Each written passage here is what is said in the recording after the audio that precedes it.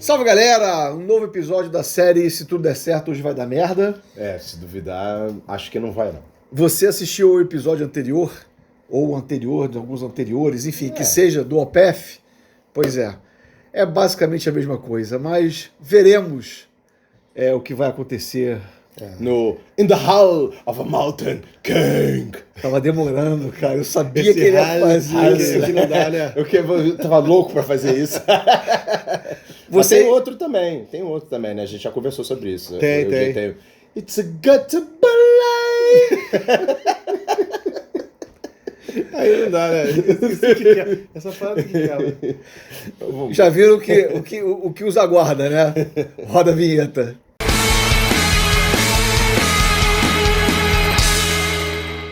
Bom, mas vamos lá para Savatage, porém, antes disso, como sempre, nossas dicas culturais.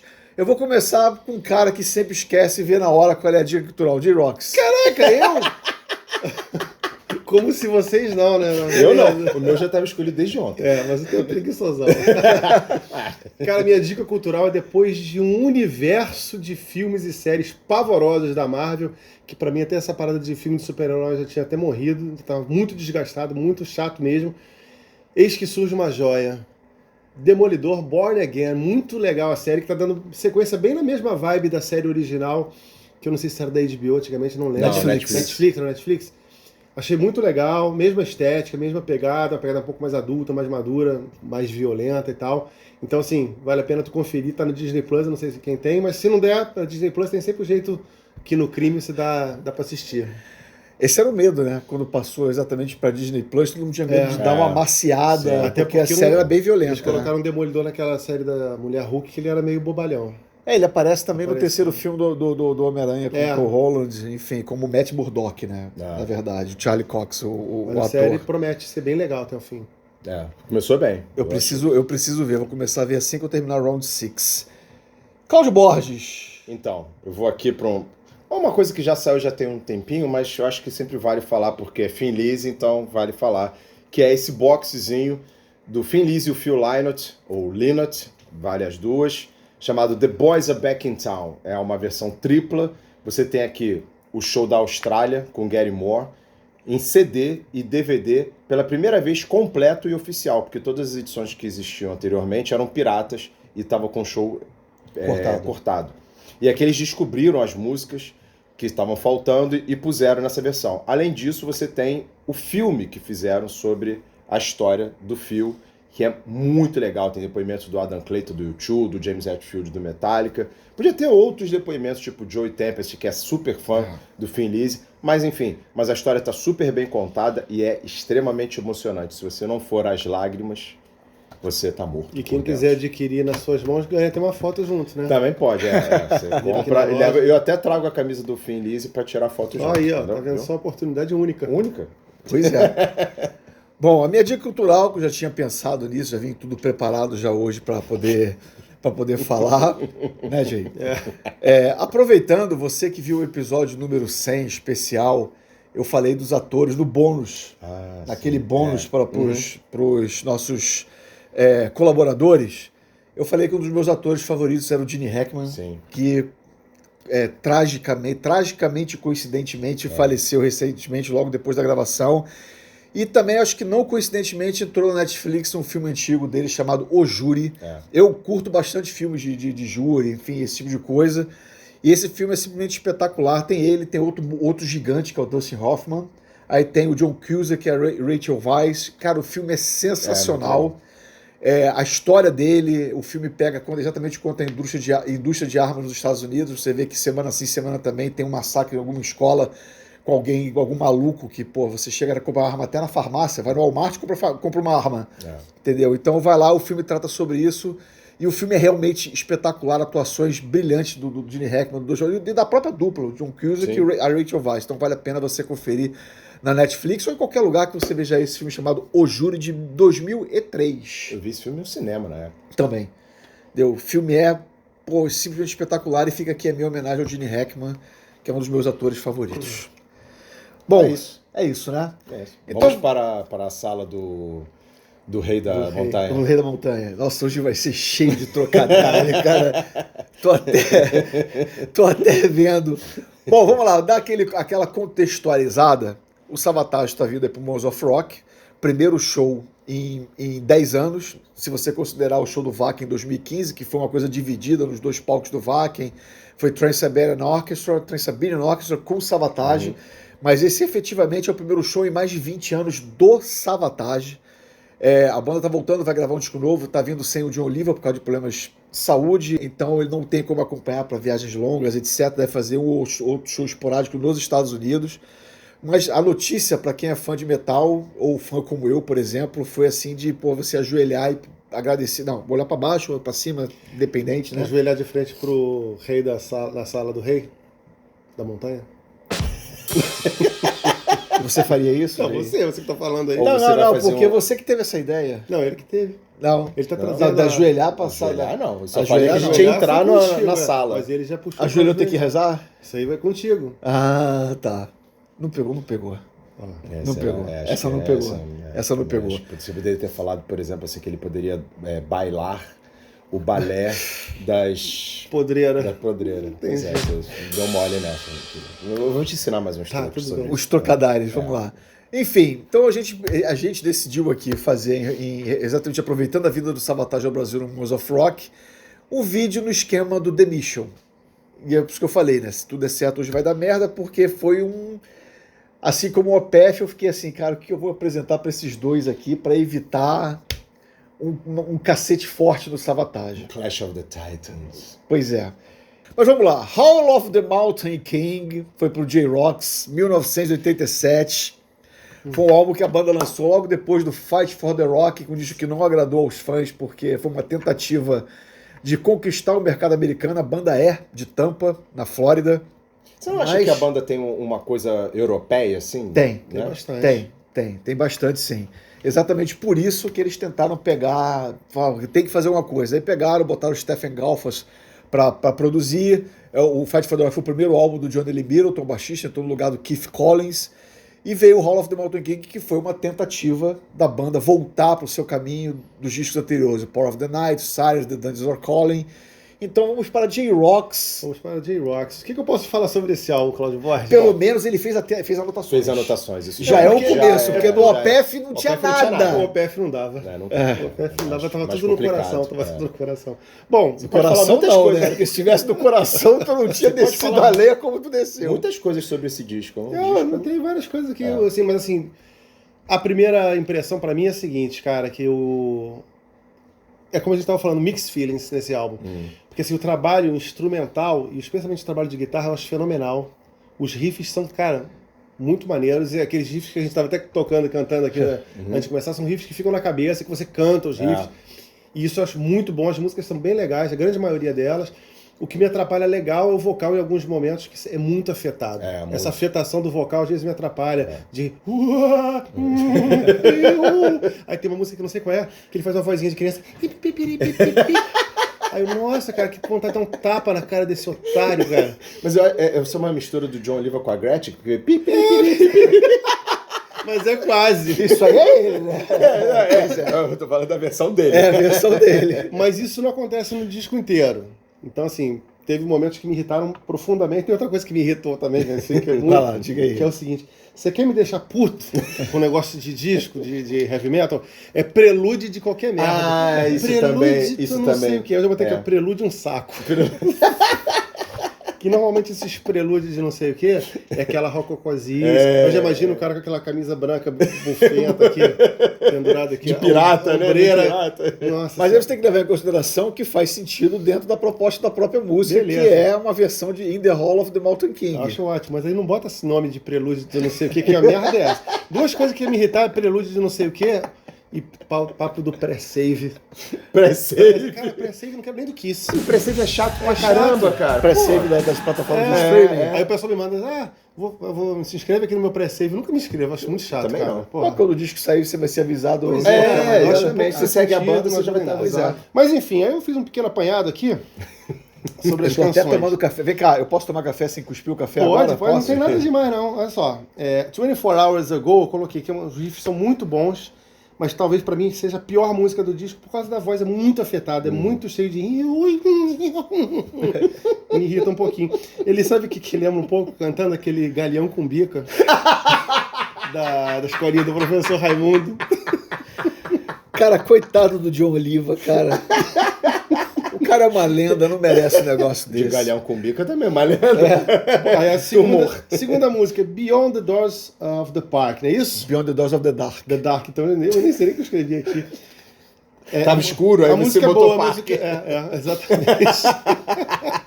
É o que eu coloquei aqui. Afetação me atrapalha. De novo, a afetação me atrapalhou.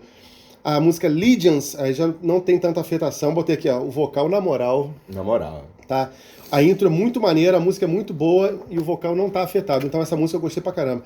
Strange Wings é a melhor música do disco pra mim. Porra, eu essa imaginava. pra mim é uma das melhores músicas da banda. Essa é farofeta. Essa cara. foda. A introdução. Pô, é muito foda. Hard rock, né? E vou fazer o adendo aqui, né? Que ele tem no fim, não são apenas backings, até divididos, que um dos vocalistas que participa dessa música, o vocalista que participa dessa música é o falecido Ray Gillen, que ganhou fama no Badlands. Chegou a reparar isso? No finzinho tem o Ray Gillen. Dá pra você ouvir nitidamente o Ray Gillen cantando o refrão da música junto com o John Oliva. Aí depois vem essa chatice do Prelude, né?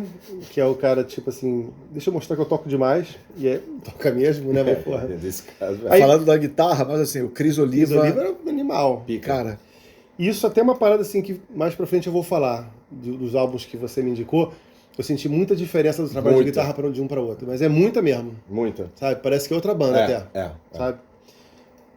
Aí vem a Hall of the Mountain King. Como é que fala essa música? In the Hall of the Mountain King. Pois é, essa música, bicho, apesar de ter afetação, eu acho ela foda. A música é foda. A música, o riff é foda. É uma música tão maneira que a afetação do cara não me atrapalhou, não. Eu consegui levar ela na boa. A gente leva a afetação na boa, né? Brincando com ela. Essa vai. Eu também assim, já tava lá pra frente do disco, acho que eu fui acostumado. The Price You Pay, acho incrível. White Witch eu achei muito boa, apesar de ter esse andamento. Que eu não gosto de música nenhuma que tenha esse andamento.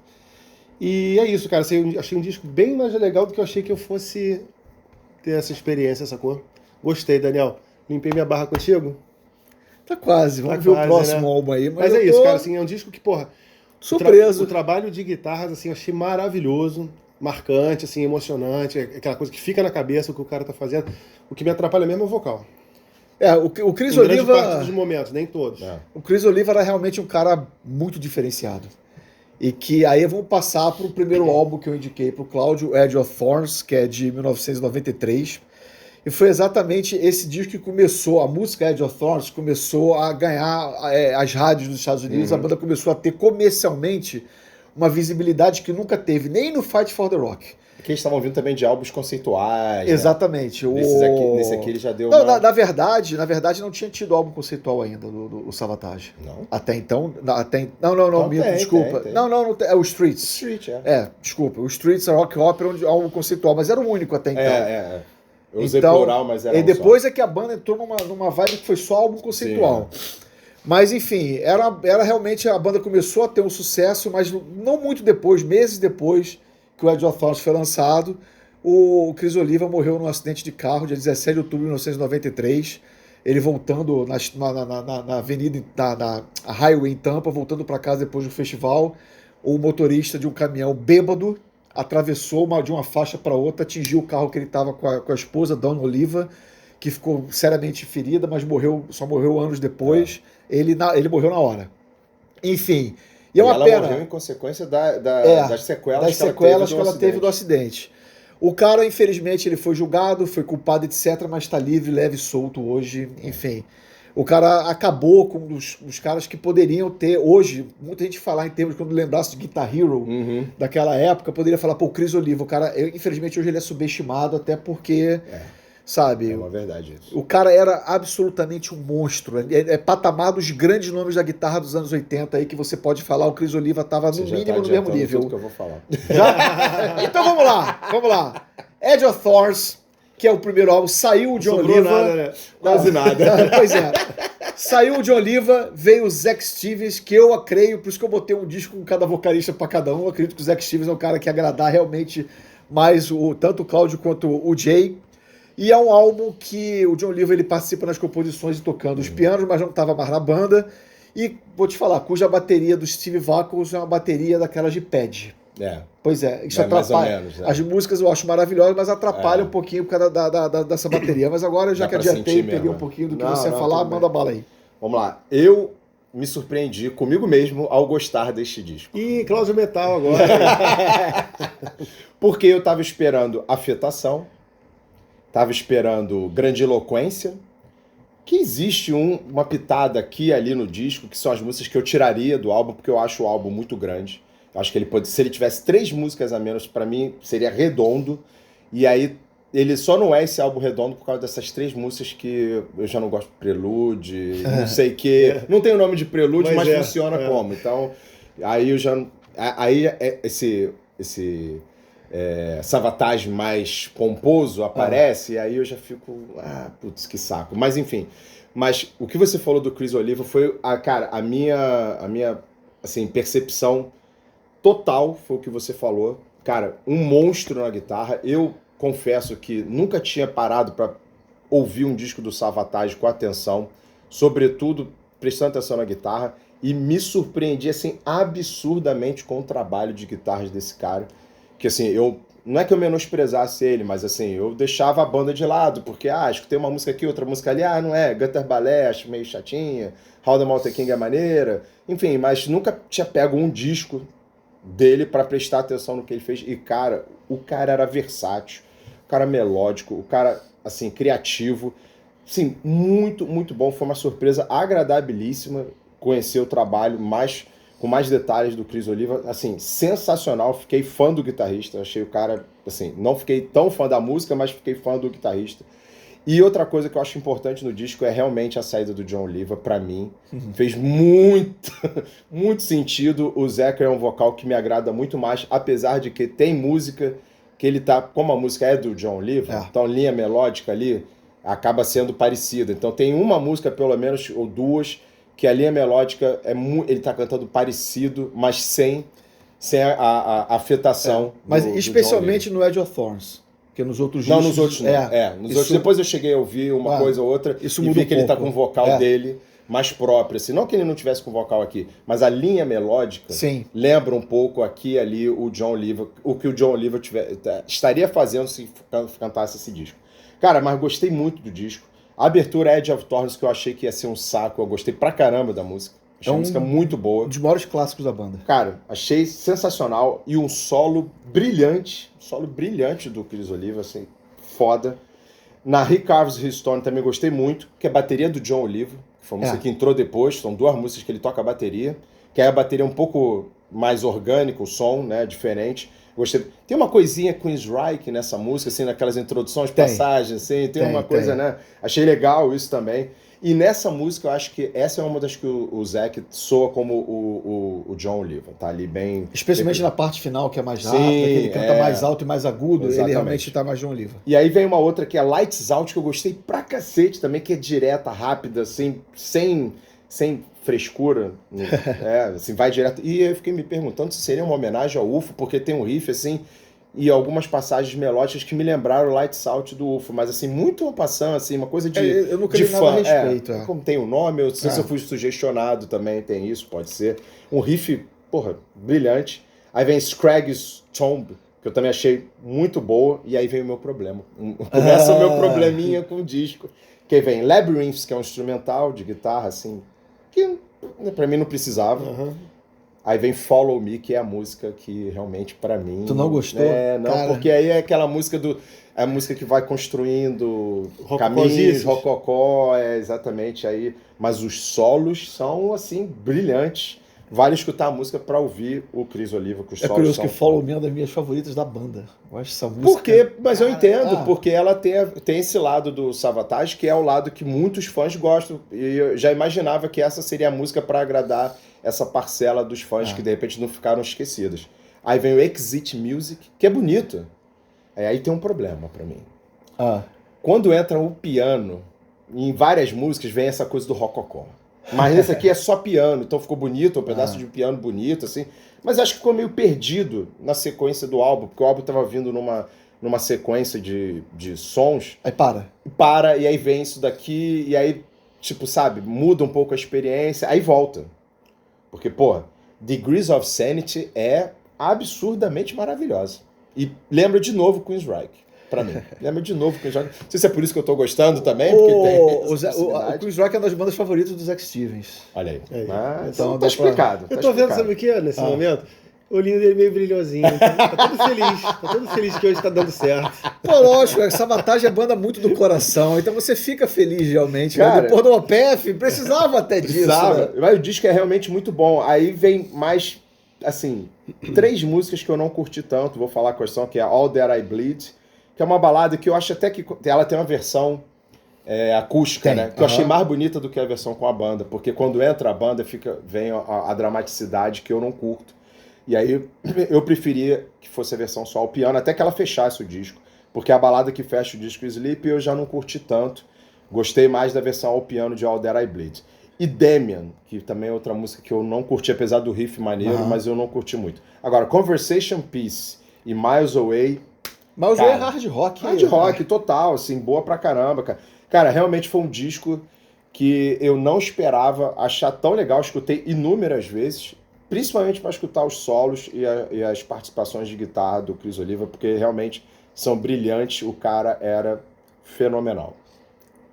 Então aí, agora, o que vier pra frente agora tá a gente já pode assumir a persona Cláudio Metal de volta? Né? Já tá fora dessa vantagem, não falta mais nada, né?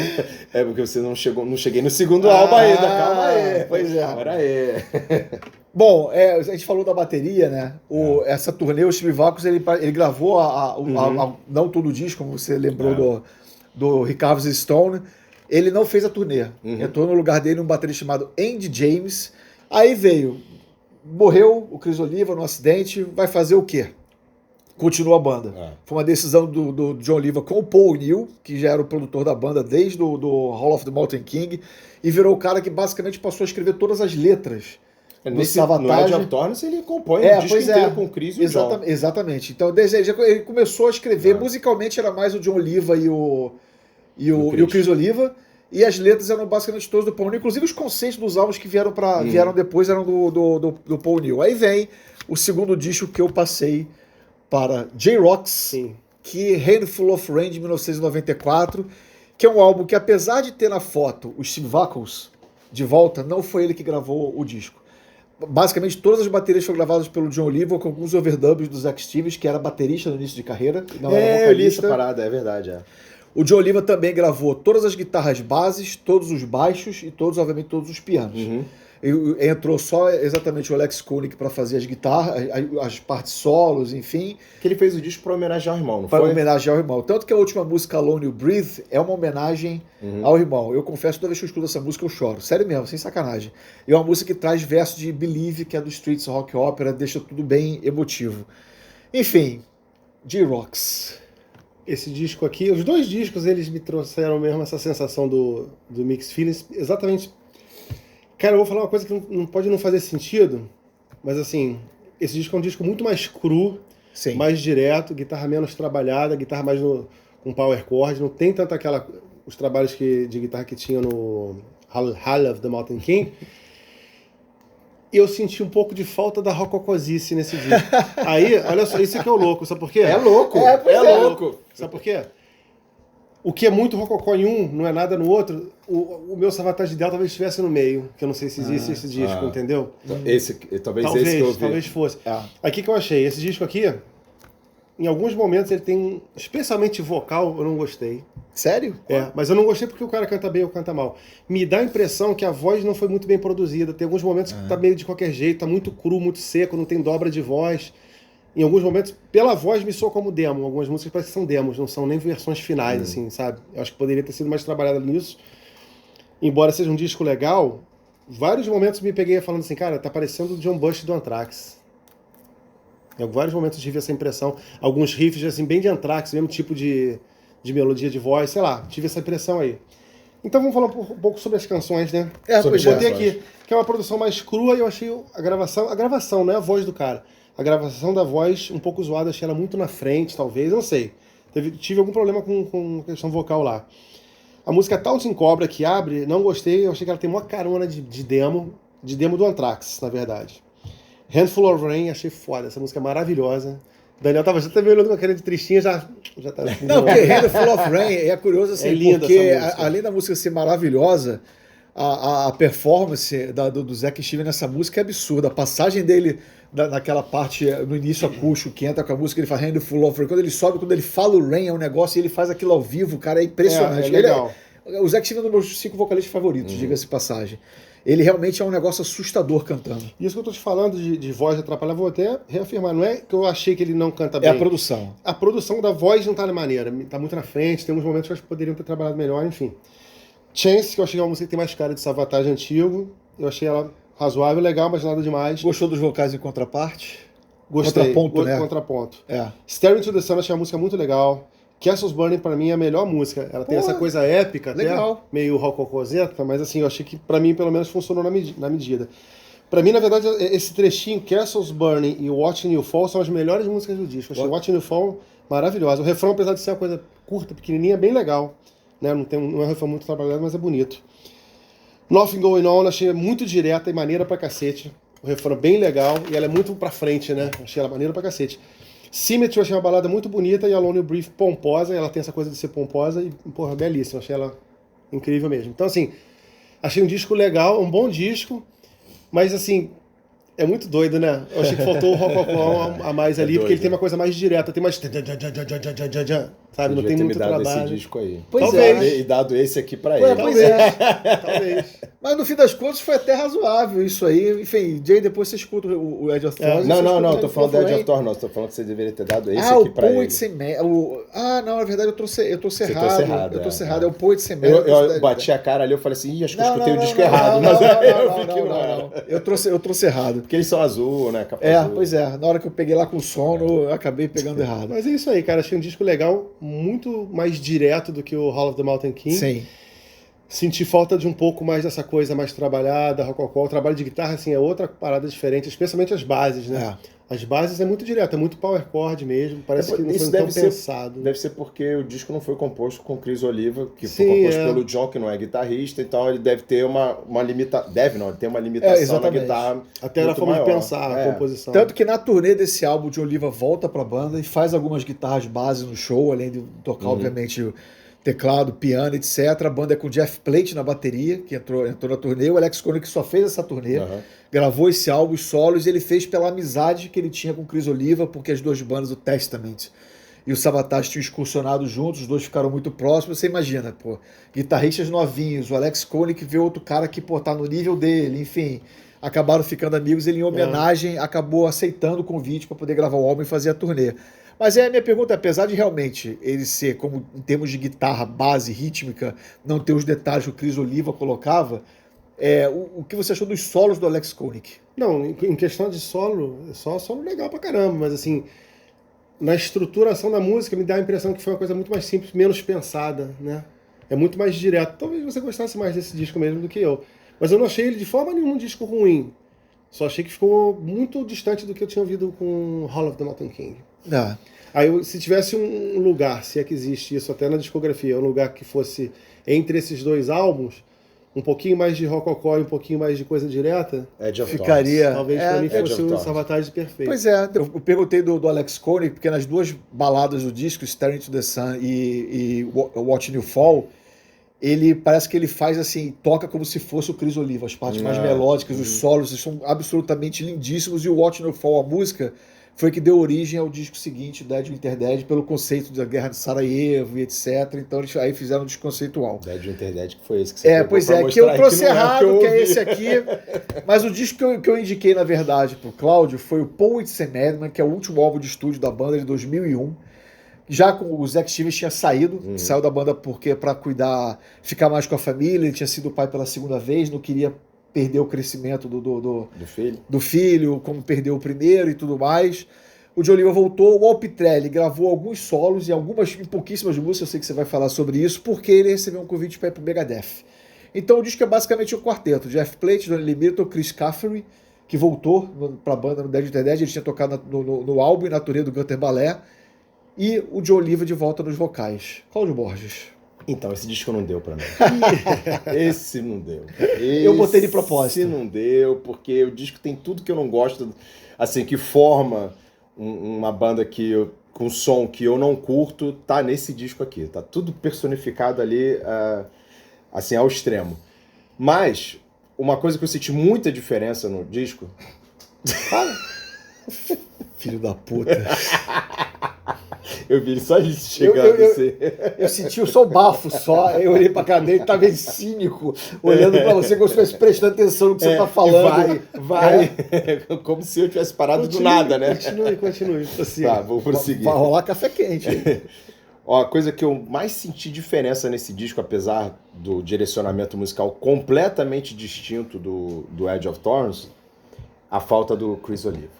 Cara, assim, o Al Pitrelli é um puta guitarrista, o Chris Cafferty eu não conhecia muito, passei a conhecer aqui mais o trabalho dele, mas, cara, não tem, assim, um pingo da coisa que eu gostei pra caramba do Chris Oliva, e isso pra mim fez uma grande diferença, porque os solos, pra mim, são solos, assim, solos de metal, com exercício, com escala, com arpejo, etc., que não me convenceram, muito em função das músicas que também não me trouxeram pouca novidade e me cativaram, assim, poucas ou quase nenhuma me cativou, porque realmente, assim, é uma ópera, né? É um disco ópera, tem muito coral, os corais eu achei chatos. Cara, os corais chatos, muito pianinho, quando entra muito pianinho fica rococó, puxa pro rococó, aí mudança de andamento, e mudança disso, mudança daquilo, eu falei, puta, cara, aí realmente esse disco me perdeu. Apesar de que tem coisas legais, assim, tipo Stay With Me A While, que eu achei legal. Awaken, foi a que eu mais gostei do disco. Essa eu achei mais legal. Morphine Child, também grande. Surpresa. 10 minutos. Tô surpreso. Mas achei a construção dela bacana. Assim, a gente tem que tirar algum proveito tem da experiência. Tem os vocais e contraponto, que depois do Chance virou hábito da banda fazer isso aí. Vocais e contraponto é lá a Bohemian Rhapsody do Queen. Sim. Pra dar uma referência. Mas, assim... Fora isso, é um disco que realmente não tem a ver comigo. Não me cativa, porque ele é muito distinto do que eu ouço. E tem essas características de algo que eu não consigo gostar muito. Essa coisa de ópera, essa coisa grandiloquente, eu não curto. Mas é um disco extremamente bem feito, cara. Os solos do Al Pitrelli, que é Stay With Me, né? A While, Commissaire, Morphine Child e Rumor, pra mim, trazem uma coisa diferente que o Cafferty já não... É o que eu ia falar pra você. Você falou desses solos mais metal, etc. Do Cafferty. São Chris Cafferty. Sim. O Al Pitrelli, ele tá em outro nível, sim. realmente tá extra. Quando você ouve tanto Dead Winter Dead quanto The Wake of... Especialmente The Wake of Magellan, que tem composições até dele, o que não é muito comum, porque o Savatage era John Oliva, Chris Oliva... Quando o Chris Oliva faleceu, John Oliva e Paul O'Neill, mas no Wake of Magellan tem participação. O Al Pitrelli, ele é o diretor musical do Trans-Siberian Orchestra, ele é um cara... Tô fazendo nada, cara. ele é um cara outro nível. Os solos dele no The Wake of Magellan, você vê que eles são... Você consegue nitidamente diferenciar quando é o Chris Cafferty e quando é o Al Pitrelli, porque ele tem algo... nítido. Ele tem algo a mais. É bem diferente mesmo. Mas e é isso. Isso que você tava falando do Chris Oliva e tal, que eu também percebi no álbum que o Daniel me passou, é que apesar de eu ser o cara que, como o Daniel sabe, que eu não sou muito fã do conceito de que ninguém é substituível, no caso dele eu acho que sim. Porque assim, talvez ele fosse a alma da banda, a essência estivesse nele.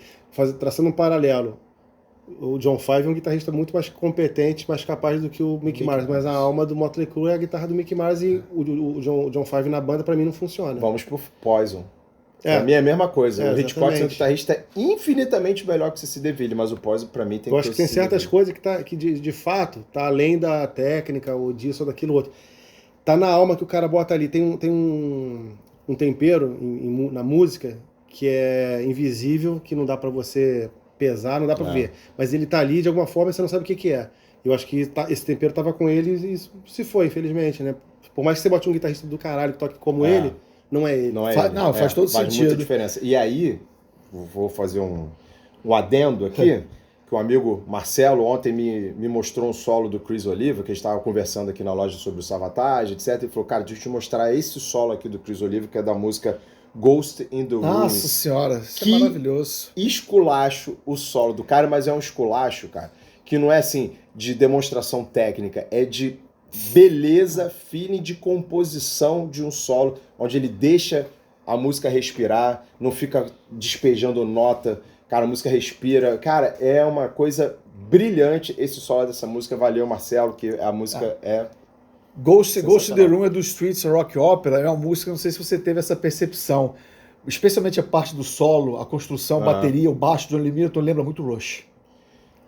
Não tinha. Como eu escutei uma vez só, e eu fiquei muito atento ao solo que ele falou, presta atenção. O solo não, a guitarra não, mas a parte rítmica por trás do solo lembra muito Rush. Não a linha tive de baixo percepção. e tudo mais. Agora, esse solo realmente é um negócio... Cara, é brilhante. O Chris Oliva era um cara muito fora da curva. Sim. Muito fora da curva.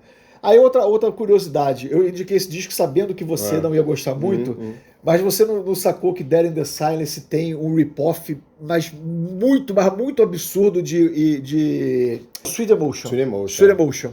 Você não reparou isso, não? Cara, acho que eu não reparei porque eu já tava um pouco já tava ali assim, cara, acaba. Cara, quando eu ouvi o álbum pela primeira vez, eu falei, caraca, isso é Aerosmith, cara, Sweet Emotion. Não, realmente eles não tive pegaram isso assim, obviamente, não sei se foi proposital ou não, mas ficou igualzinho. Isso pra mim passou despercebido. Absolutamente igual. Enfim, é isso. É isso. Não foi um desastre. Não foi um desastre, não. Até porque, assim... O Poets Madman foi o que eu esperava, e o restante foi uma baita surpresa. Surpresa, né? Baita surpresa.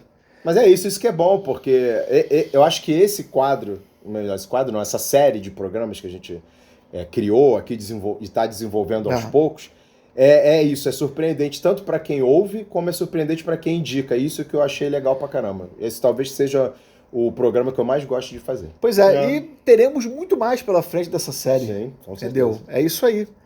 Alguma coisa que foi puxada, né? Mas faz parte. Gostaram ou não? Faz parte, exatamente. O OPF acabou rolando por causa do Mozart Rock, a gente aproveitar a ocasião, enfim, o Savatage era uma banda que, eu gostaria de fazer uma coisa há muito tempo, então foi surpreendente. Agradavelmente surpreendente. E depois disso, você só tem uma alternativa aqui no canal, que é se inscrever, compartilhar esse vídeo pra tua galera que curte som, já deixa um like aqui, ativa o sininho, mas o quê? Campanha Pix. Participe da nossa campanha Pix, que vai nos levar ao Bangers Open Air esse ano. Nós estaremos lá trazendo todas as informações pertinentes e impertinentes sobre o festival. Então fica ligado e participa da campanha. Eu estarei no Mozart Rock, nos side shows também. Vai perder side show do Queen's Reich? Não tem como. O outro Savatage OPF. Não tem como, impossível. Estarei lá produzindo conteúdo também para um vídeo que será única e exclusivamente para os nossos colaboradores. A gente deixar isso bem claro aqui, que esse vídeo vai ser para os nossos colaboradores, cenas, entrevistas, enfim, então esse vídeo vai ser para isso. E tem o Instagram, que é a nossa única rede social, onde a gente posta conteúdo, diz o que vai acontecer, diz o que está acontecendo, diz o que não vai acontecer também. E é isso, então tá aparecendo tudo aqui. Se inscreva, não tem conta no Instagram? Cria aí uma rapidinho e segue a gente, dá essa moral, beleza? Valeu, galera. Até a próxima. In the Hall of a Mountain King. The Hall. É que isso não dá, né? Aqui já tá gravando já 2 minutos de besteira aqui. Vamos lá.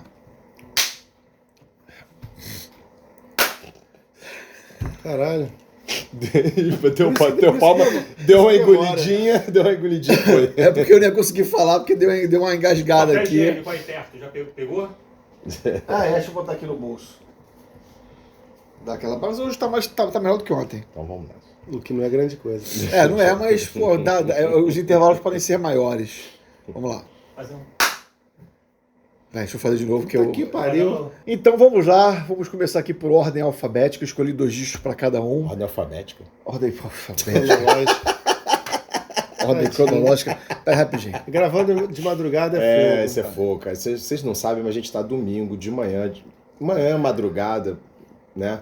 E aí precisa de café para ligar todos os circuitos e fazer funcionar. Então, Circuitos neurais ainda não estão... não estão a pleno vapor. Não, de jeito Vapor algum. aqui a gente vai ter bastante hoje. O Teco já acordou, o Tico tá dormindo ainda. Depois eu vou cobrar se ele ouviu o Edge of Thrones e o Lacuna Coil. Não, mas...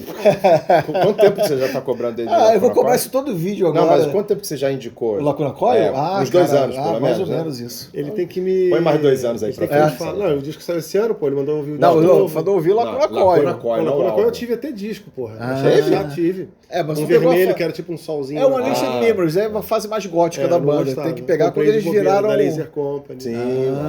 Quando eles viraram moderninhos, mais metal americana, que eu acho que você vai curtir. Foi. Isso é foda. Isso é foda.